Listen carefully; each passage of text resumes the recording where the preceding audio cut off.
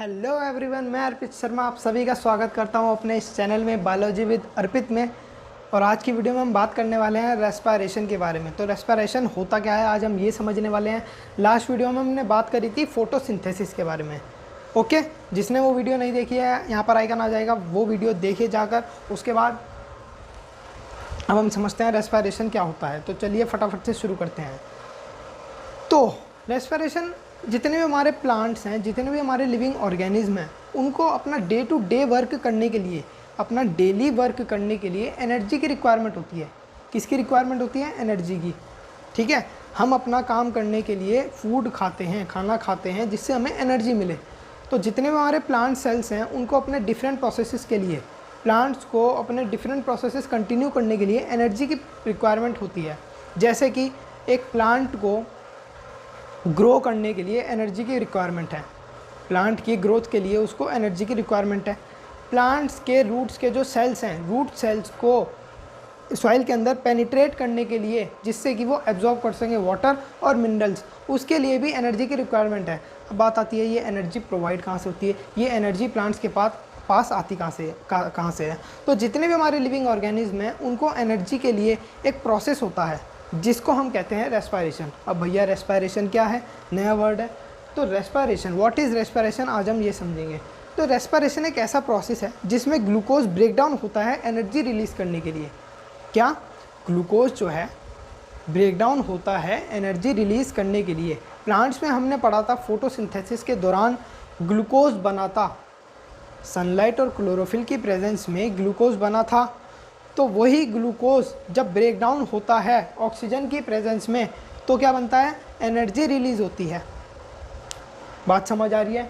अब जो energy release हुई प्लांट्स के अंदर, जो एनर्जी रिलीज़ होती है, उसका कुछ पार्ट, कुछ 1% हीट की फॉर्म में रिलीज़ हो जाता है, और बहुत ज़्यादा पार्ट जो एनर्जी मिलती है वो कन्वर्ट हो जाता है केमिकल एनर्जी में। बात समझ आ रही है? ज़्यादा से ज़्यादा पार्ट जो एनर्जी बनी है प्लांट्स के अंदर, वो कन्वर्ट हो जाती है केमिकल एनर्जी में, जिसको हम कहते हैं एटीपी। एटीपी मॉलिक्यूल की फॉर्म में कन्वर्ट हो जाती है वो केमिकल एनर्जी जो है एटीपी। इसको हम कहते हैं एडिनोसाइन, क्या कहते हैं? Adenosine try phosphate. बात समझ आ रही है? तो अधिकतर पार्ट एनर्जी का कन्वर्ट हो गया केमिकल एनर्जी में और स्टोर हो गया एटीपी मॉलिक्यूल की फॉर्म में, जिसको हम कहते हैं एडिनोसाइन ट्राइफॉस्फेट। अब एडिनोसाइन ट्राइफॉस्फेट क्या है? जितने भी हमारे प्लांट सेल्स हैं, वो जो अपना डेली वर्क करते हैं, अपने डिफरेंट प्रोसेसेस करते हैं, जो प्लांट सेल्स हैं वो अपना डिफरेंट प्रोसेसेस करते हैं, वो एडिनोसाइन ट्राइफॉस्फेट की वजह से करते हैं। जो एनर्जी प्रोवाइड करता है एडिनोसाइन ट्राइफॉस्फेट, उन सेल्स को ये एनर्जी प्रोवाइड करता है। अब बात आती है रेस्पिरेशन की। तो रेस्पिरेशन हमारे दो टाइप्स के होते हैं। कितने टाइप के रेस्पिरेशन होते हैं? दो टाइप के। पहला होता है हमारा एरोबिक रेस्पिरेशन। क्या होता है? Aerobic respiration. सेकंड होता है हमारा anaerobic respiration. Aerobic respiration, anaerobic respiration. अब बात आती है एरोबिक रेस्पिरेशन होता क्या है। तो ये रेस्पिरेशन ऑक्सीजन यूटिलाइज करता है, मतलब ये ऑक्सीजन की प्रेजेंस में होता है। किसकी प्रेजेंस में होता है? ऑक्सीजन की प्रेजेंस में।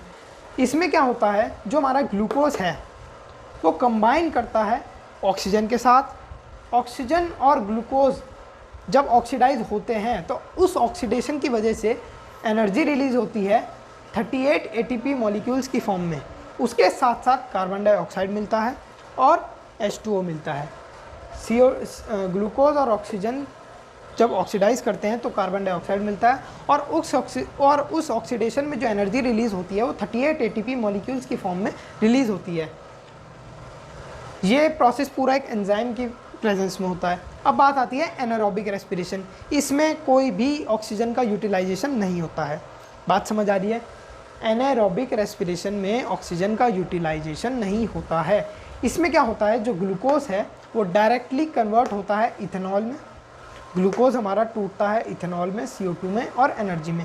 इसमें बहुत ही कम ATP of energy, 2 ATP of energy release होती है। ये बहुत ही कम रिलीज़ होती है क्योंकि इसमें ऑक्सीजन का रोल नहीं है, ऑक्सीजन प्रेजेंट नहीं है यहाँ पर। तो एंजाइम्स की प्रेजेंस में ethanol, CO2 carbon dioxide, CO2 मतलब कार्बन डाइऑक्साइड, और energy 2 ATP molecules of energy release होता है।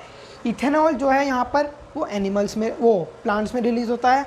एनिमल्स में अगर ये प्रोसेस होगा तो वहाँ पर लैक्टिक एसिड रिलीज़ होगा। क्या रिलीज़ होगा? Lactic acid.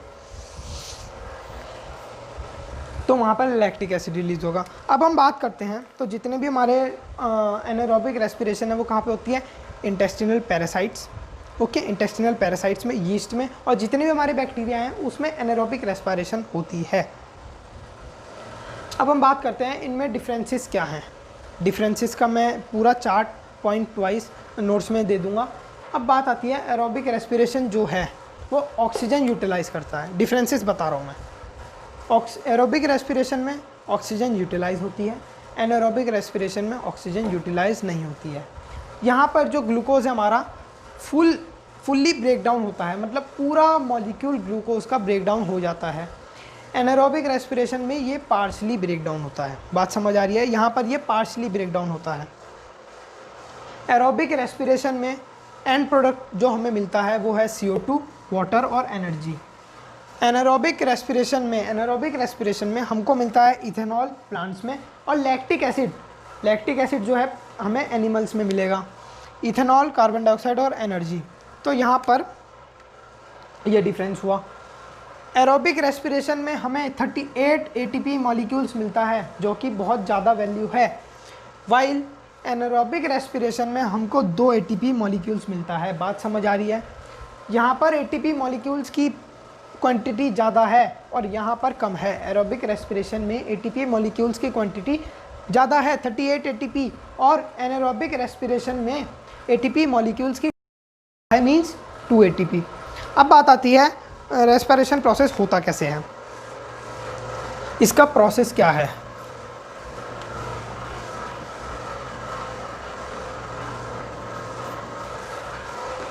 Respiration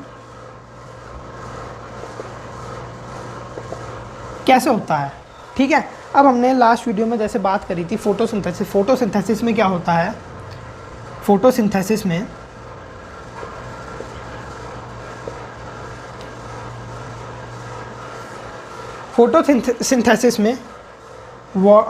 carbon dioxide जो है,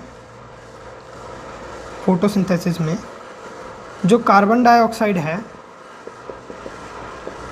वो किसके साथ? वाटर के साथ कंबाइन करता है। कार्बन डाइऑक्साइड जो है, जो प्लांट कार्बन डाइऑक्साइड एब्जॉर्ब कर रहा है वो वाटर के साथ कंबाइन करता है। किसकी प्रेजेंस में? Sunlight and chlorophyll. सनलाइट और क्लोरोफिल की प्रेजेंस में कार्बन डाइऑक्साइड और वाटर जब कंबाइन करता है तो देता है हमको ग्लूकोज प्लस ऑक्सीजन। बात समझ आ रही है? जब हमारा कार्बन डाइऑक्साइड और वाटर कंबाइन करता है सनलाइट और क्लोरोफिल की प्रेजेंस में तो हमको देता है ग्लूकोज और ऑक्सीजन। अब ग्लूकोज मिल गया, ऑक्सीजन मिल गया। अब प्लांट सेल्स को एनर्जी के लिए फूड की रिक्वायरमेंट है तो हमें मिल गया फूड। अब खाली फूड से थोड़ी कुछ होगा। बात समझ आ रही है? अब ये जो ग्लूकोज है ये रेस्पिरेशन प्रोसेस कंटिन्यू करता है तो उसमें क्या होता है? ग्लूकोज जो है ऑक्सीजन के साथ कंबाइन करता है। ग्लूकोज ऑक्सीजन के साथ कंबाइन करता है क्या बनाने के लिए? इथेनॉल,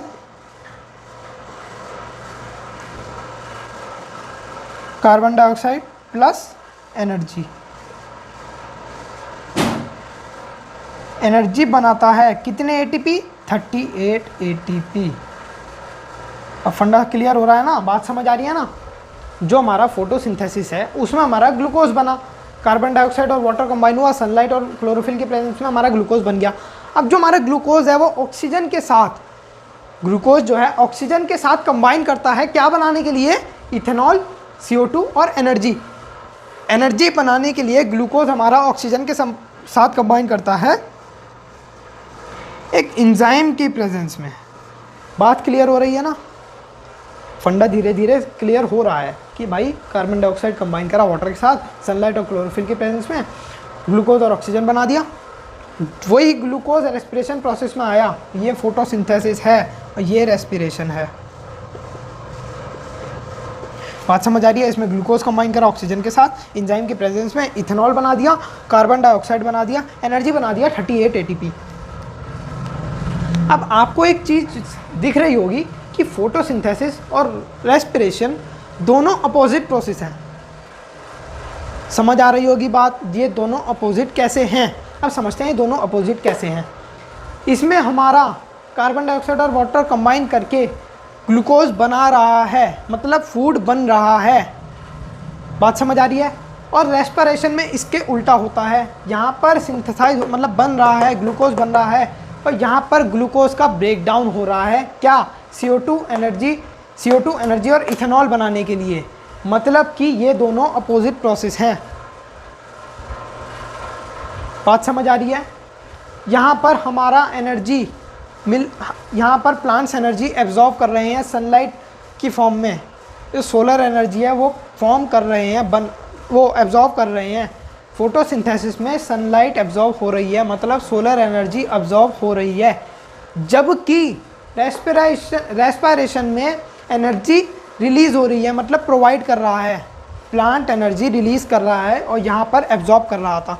तो अपोजिट हो गए ना। यहाँ पर ग्लूकोज बन रहा है, यहाँ पर ग्लूकोज ब्रेक डाउन हो रहा है ग्लूकोज का। यहाँ पर एनर्जी एब्जॉर्ब हो रही है और यहाँ पर एनर्जी रिलीज़ हो रही है। इसका भी जो डिफरेंशिएशन है वो नीचे डिस्क्रिप्शन में गिवन है। तो इसके अगर उसकी डिफरेंशिएशन की बात करें तो फोटोसिंथेसिस में एनर्जी एब्जॉर्ब हो रही थी, रेस्पिरेशन में एनर्जी रिलीज़ हो रही है। ओके, यहाँ पर ग्लूकोज का फॉर्मेशन हो रहा था और यहाँ पर ग्लूकोज का, फोटोसिंथेसिस में ग्लूकोज का फॉर्मेशन हो रहा था और यहाँ पर ब्रेक डाउन हो रहा है। रेस्पिरेशन में ग्लूकोज का ब्रेक डाउन हो रहा है। ओके, फोटोसिंथेसिस सिर्फ प्लांट सेल्स में होगा जिसमें क्लोरोफिल प्रेजेंट है, जबकि रेस्पिरेशन हर एक सेल्स में होगा। जितने भी हमारे लिविंग ऑर्गेनिज्म हैं सब में रेस्पिरेशन प्रोसेस कंटिन्यू होगा। फोटोसिंथेसिस के जो एंड प्रोडक्ट हैं वो क्या क्या हैं? Glucose, oxygen. ग्लूकोज और ऑक्सीजन इनके एंड प्रोडक्ट हैं। जबकि रेस्पिरेशन में इथेनॉल किसमें? प्लांट्स में, और लैक्टिक एसिड एनिमल्स में। कार्बन डाइऑक्साइड और एनर्जी ये एंड प्रोडक्ट नहीं, ये एंड प्रोडक्ट हैं। सॉरी, इथेनॉल, CO2 और एनर्जी रेस्पिरेशन प्रोसेस के एंड प्रोडक्ट हैं। फोटोसिंथेसिस सिर्फ और सिर्फ दिन में होगा। बात समझ आ रही है। ये जादू है। धूप से चार्ज होगा, मतलब सनलाइट जब जब होगी फोटोसिंथेसिस होगा। रेस्पिरेशन दिन में भी होगा, रात में भी होगा, ये 24 घंटे होगा। बात क्लियर हो रही है, फंडा समझ आ रहा है ना। इसमें सनलाइट की रिक्वायरमेंट है, इसमें सनलाइट की कोई रिक्वायरमेंट नहीं है, इसलिए ये दिन में भी होगा, रात में भी होगा। बात समझ आ रही है। तो ये था हमारा पूरा रेस्पिरेशन। उम्मीद करता हूँ आपको ये समझ आया होगा। इसी के साथ आज की हमारी वीडियो यहीं पर ख़त्म होती है। रेस्पिरेशन ये पूरा प्रोसेस समझा दिया गया है। इसके नोट्स आपको नीचे डिस्क्रिप्शन में गिवन है। और अभी तक अगर आपने मेरा टेलीग्राम का सीक्रेट ग्रुप ज्वाइन नहीं किया है तो वो तुरंत से कर लीजिए। उसका लिंक नीचे डिस्क्रिप्शन में गिवन है, वहाँ पे मैं डेली नोट्स अपलोड करता हूँ। तो आज की हमारी वीडियो यहीं ख़त्म होती है। अगर मेरा कंटेंट नॉलेजेबल लगा आपको तो लाइक कर दीजिए और ज़्यादा से ज़्यादा इसको अपने फ्रेंड सर्कल में शेयर कर दीजिए। तो इसी के साथ मिलते हैं अपनी नेक्स्ट वीडियो में एक नए टॉपिक, एक नई एनर्जी के साथ। तब तक के लिए टेक केयर।